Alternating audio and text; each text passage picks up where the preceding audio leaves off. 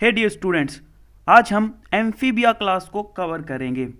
बच्चों, एम्फीबिया नाम में एम्फी वर्ड है। एम्फी का मतलब है ड्यूअल। यहां से हमें यह संकेत मिलता है कि ये जो ऑर्गेनिजम्स होते हैं ये ड्यूअल लाइफ स्पेंड करते हैं। मतलब कि इसके अंदर जो ऑर्गेनिजम्स होते हैं वो एक्वेटिक भी होते हैं, मतलब कि पानी में भी रहते हैं, प्लस वो ज़मीन पे भी रह सकते हैं, यानी कि टेरेस्ट्रियल भी होते हैं। यानी कि ऐसा ऑर्गेनिज्म जो पानी पे भी रह सके और ज़मीन पे भी रह सके उसको बोलते हैं बच्चों एम्फीबिया। और एम्फीबिया का बड़ा ही सुंदर एग्जाम्पल है फ्रॉग का, यानी कि मेंढक का। तो फ्रॉग के बिहाफ पे हम इस कंप्लीट टॉपिक को अच्छे से समझ पाएंगे। तो देखिए, फ्रॉग के बारे में या सिंपली अभी हम एम्फीबिया के कुछ फीचर्स करते हैं। जैसे कि एम्फीबिया में मोस्टली एम्फीबियन के पास में 2 पेयर ऑफ लिम्स होते हैं। Mostly amphibian has 2 pair of limbs. Limbs मतलब कि उनके जो हाथ या पैर होते हैं उनको लिम्स बोलते हैं। सो 2 पेयर इनके पास है। बट एक एक्सेप्शन बच्चों आपको ध्यान में रखना है, जिसके पास कोई लिम्स वगैरह नहीं होते हैं, यू कैन से लिम्बलेस एम्फीबियन है वो। तो एक्सेप्शंस बड़े ही इंपॉर्टेंट होते हैं बायोलॉजी में। इसका नाम है बच्चों इस्थायोफिश।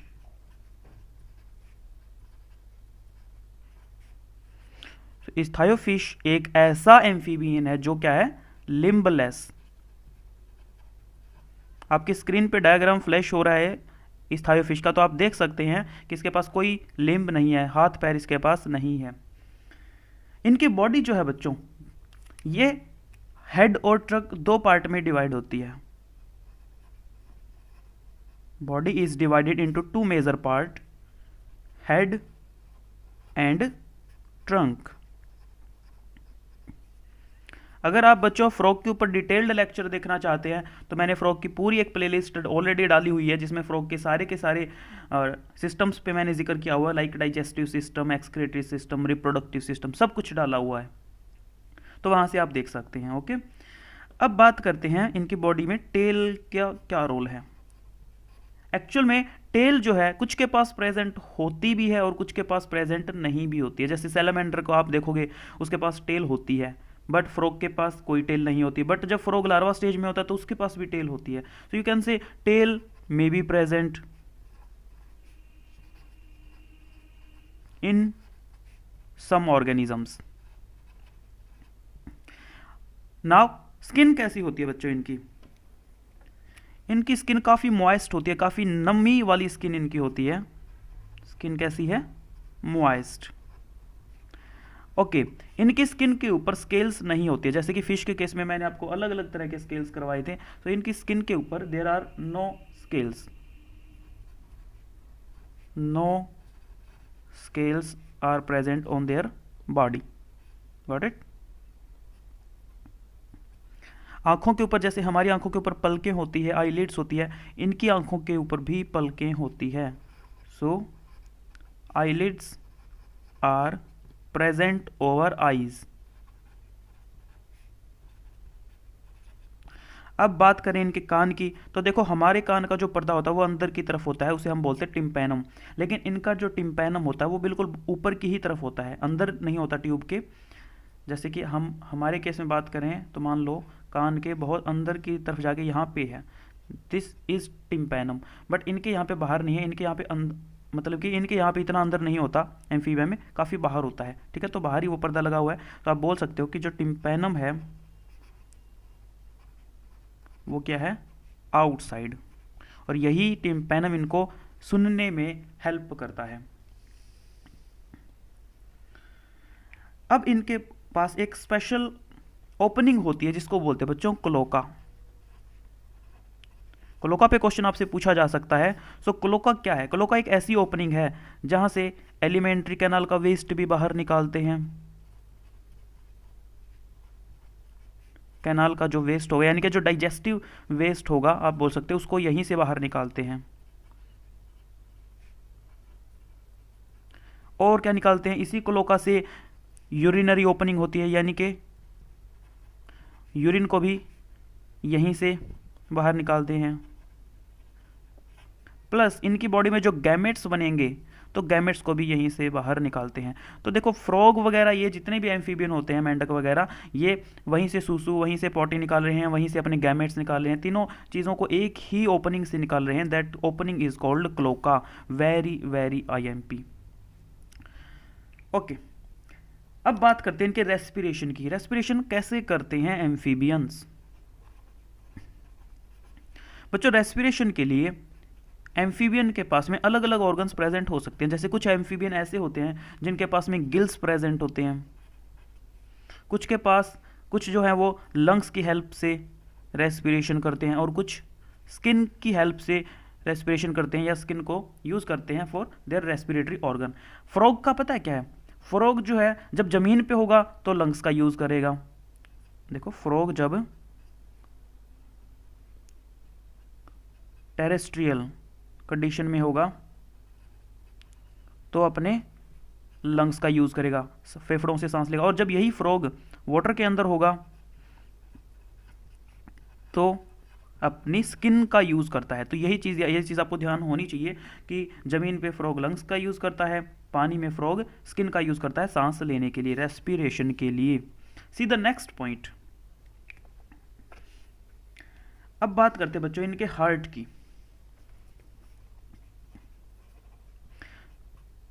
इनका 3 चैम्बर्ड हार्ट होता है। तो 3 चैम्बर हार्ट में बच्चों 2 छोटे छोटे एट्रियम होते हैं। अगर मैं हार्ट आपको बना के दिखाऊं तो कुछ ये ऐसा हार्ट इनका दिखेगा आपको, लाइक दिस।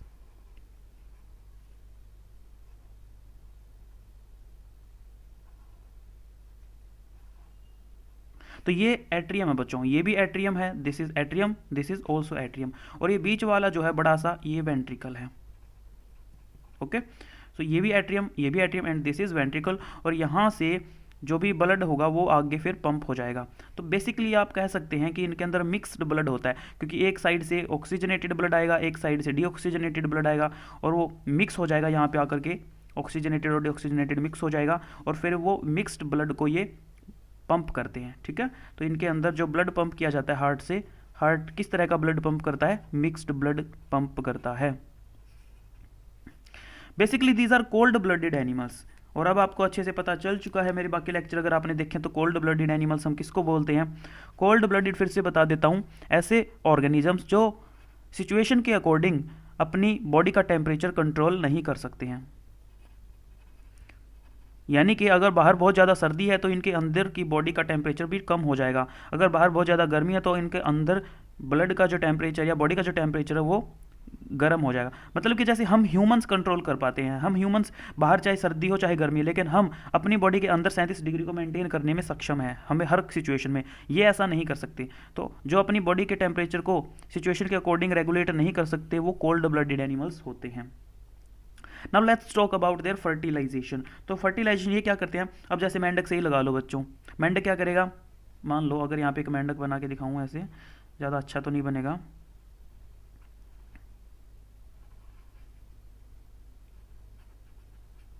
मान लो बच्चों ये एक मेंढक है।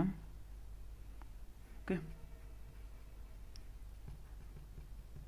अब ये मेंढक क्या करेगा? पानी में अपने अंडे छोड़ देगा। फीमेल मेंढक है तो वाटर के अंदर अपने अंडे छोड़ देगा।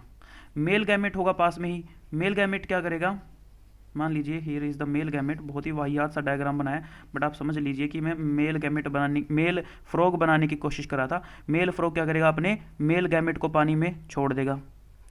तो मेल जो गैमेट होंगे वो फीमेल एग्स के साथ में फ्यूज़ हो जाएंगे और वाटर के अंदर ही फर्टिलाइजेशन हो जाएगा। तो क्योंकि बॉडी से बाहर हो रहा है, वाटर के अंदर हो रहा है फर्टिलाइजेशन, तो हम क्या बोलेंगे? एक्सटर्नल फर्टिलाइजेशन बोलेंगे।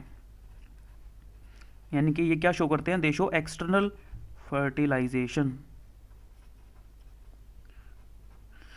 और ये ओवीपैरस है बच्चों। ओवीपैरस का मतलब इनके जो बच्चे होंगे वो अंडों से बाहर निकलेंगे। यानी कि जाइगोट जब बन जाएगा फर्टिलाइजेशन के बाद, मान लीजिए जाइगोट बन गया, जाइगोट के बाद जाइगोट के बाहर एक कवरिंग डेवलप हो जाती है ऐसे करके, जिसको हम फाइनल एक एग बोलते हैं। ठीक है, जिसके बाहर कैल्शियम की एक लेयरिंग होती है। तो जब इनके बच्चे होंगे तो वो इस एग को फोड़ के बाहर निकलेंगे। तो जब भी एग से बच्चे बाहर निकलते हैं उनको ओवीपैरस बोला जाता है। जैसे कि मुर्गी के केस में आपने देखा है, मुर्गी के अंडे से बच्चे निकलते हैं, तो इसीलिए हम मुर्गी को ओवीपैरस बोलते हैं। वैसे ये मेंढक जो हैं या जो एम्फीबियंस होते हैं बच्चों, वो ओवीपैरस होते हैं। अब क्योंकि इनके अंदर लार्वा स्टेज भी प्रेजेंट होती है, इसीलिए हम बोल सकते हैं भी इनकी जो डेवलपमेंट होती है वो इनडायरेक्ट डेवलपमेंट होती है।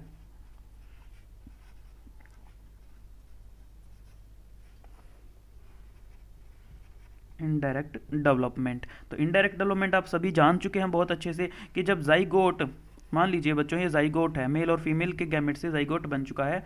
अब ये जाइगोट अडल्ट में विकसित होने से पहले, अडल्ट में विकसित होने से पहले बीच में एक लार्वा स्टेज शो करता है कुछ ऐसी, ठीक है, like this larva stage.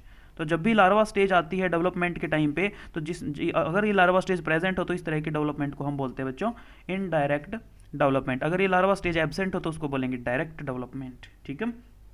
Now see the examples of amphibia. तो यहाँ पे आपको देखिए एग्जाम्पल कौन कौन से ध्यान रखने हैं। पहला एग्जाम्पल आपको ध्यान रखना है बच्चों सैलामेंडर का।